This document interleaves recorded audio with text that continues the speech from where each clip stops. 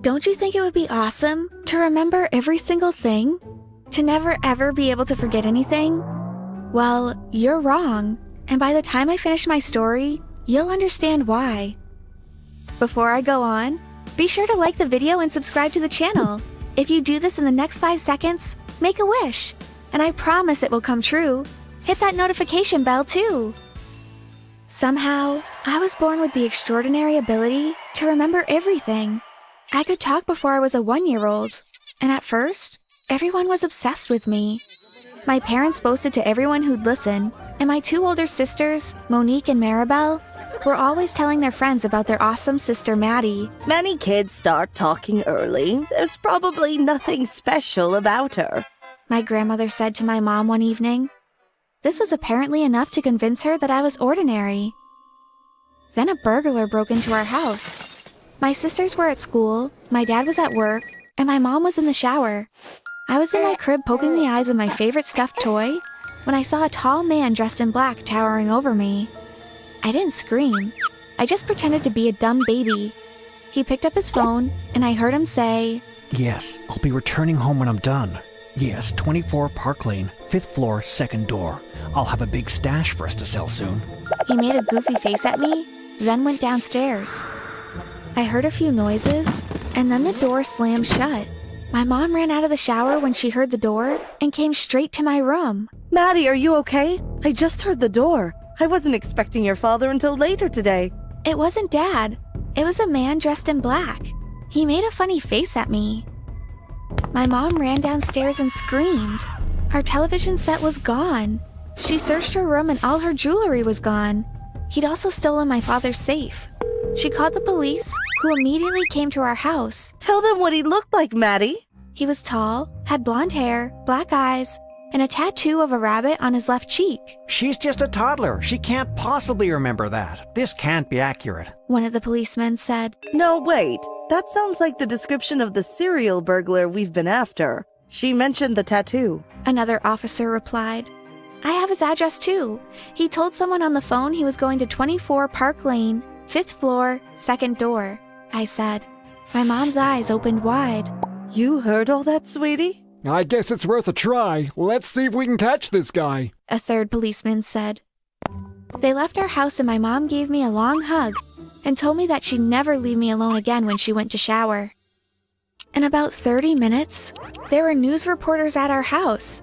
They wanted to interview the parents of the toddler who helped to catch one of the worst burglars in our town. My parents were flattered and were happy that they could begin boasting about me again. It was confirmed that I was not normal. 2 years later, I started preschool, but it was pretty boring because I knew everything they were teaching the other kids. Sometimes, when the teachers needed a break, they'd ask me to teach and go to sleep. I know it sounds really funny, but this really happened. A year later in kindergarten, my new teacher told my parents I could skip to the 6th grade, but they decided that it might not be the best decision. Besides, what 6th grader would want to have a 5-year-old friend? I'd be too lonely. I made a friend named Stephanie, and although I was way smarter than she was, we played together like normal kids. She had a fantastic dollhouse, and we'd play with it for hours. As I continued growing, my sisters Monique and Maribel began struggling in school. I saw Monique crying one night over a bowl of popcorn while staring at the blank television screen. What's wrong, Monique? I asked. I got a 0 on my social studies quiz again. How come? You studied so hard the other night. Well, I didn't remember anything the next day. The teacher says if I don't pass the next one, I won't be able to go on the field trip with everyone else. She's so mean. Can I see the paper? She handed me the multiple choice quiz, and I instantly knew all the correct answers, although she was a few grades above me.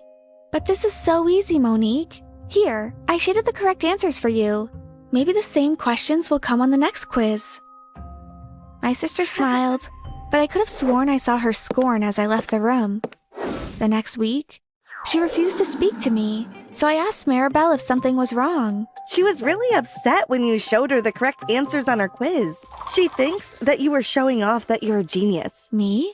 A genius? Of course! You get straight A's. Many people are jealous of you. They just don't say it. Heck, I'm jealous of you too sometimes, but I know it's not your fault. Let's just hope that Monique comes around.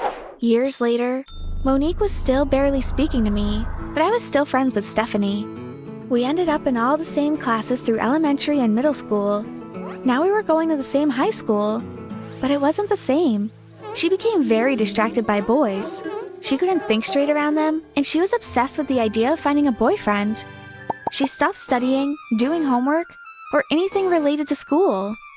Steph, what are you doing with your life?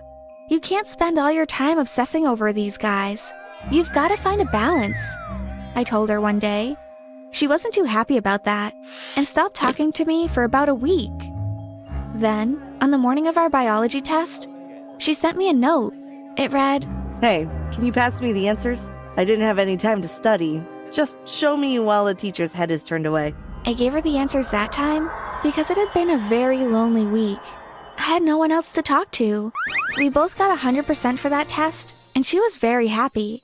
We started hanging out again. But do you know what she did next? She tried to make it a habit. She'd constantly ask me for test and quiz answers, and sometimes she even expected me to do her homework. I did for a while, but eventually I told her I couldn't do it anymore. I hated being a dishonest person, and giving her the answers wasn't really helping her. She didn't see it that way, and she made school a total nightmare for me. As I was walking through the hallway one morning, Kevin, a boy from my math class, said, Wow, Maddie, I didn't know you were capable of doing something so horrible. "What do you mean?" I asked. You stole Stephanie's boyfriend. Isn't she your best friend? What? She said she caught you two kissing in the computer lab yesterday. That's ridiculous. She doesn't even have a... But he was gone before I could finish. That day, everyone was pointing fingers at me and calling me boy snatcher. The next week, there was a new rumor.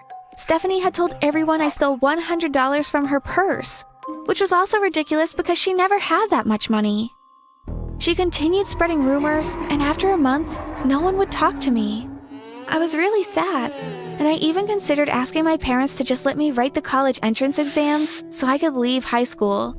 Monique still wasn't talking to me, so I decided to talk to Maribel about my situation over breakfast. Maybe something is wrong with her. Have you tried talking to her? She stopped talking to me completely, then started spreading these rumors.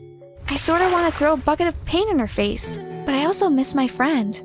She's been my best friend since kindergarten. Well, maybe you should try to talk to her and find out exactly what's wrong. Then you can decide whether to end the friendship for good or to try to make it work. I took my sister's advice and walked over to Stephanie's house that night.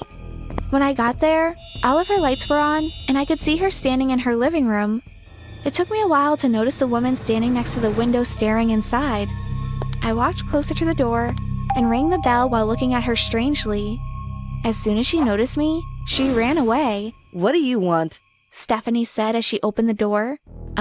Someone was just standing here looking through your window. Yes, you freak. Why are you at my house? I just want to talk.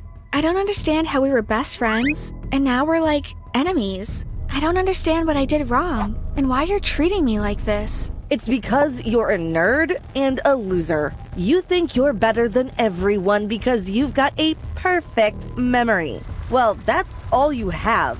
You're not beautiful and you'll never get as many boys as me. Good luck making anything out of yourself just for being smart. I'm sure your perfect memory will pay off someday. Now go away. I've got better things to do. She then slammed the door in my face. I cried all the way home, and when I got there, I was just plain angry. But my mood changed as soon as I walked into the living room. Whoa, look at this, Maddie. Maribel said. She was watching the news. A reporter was just explaining that a female prisoner had escaped and that she was very dangerous. Her picture showed up on the screen, and I gasped. It was the same woman who was looking through Stephanie's window. Oh my God, I said. What? Maribel replied. Nothing. Nothing at all. I smiled and thought this should be exciting. I could call the police and try to protect Stephanie, but she was so mean to me, so why should I care? Instead, I decided to find out all I could about this woman and why she decided to show up at Stephanie's house. The next week, I searched online. went to the library, and even to the police station to see if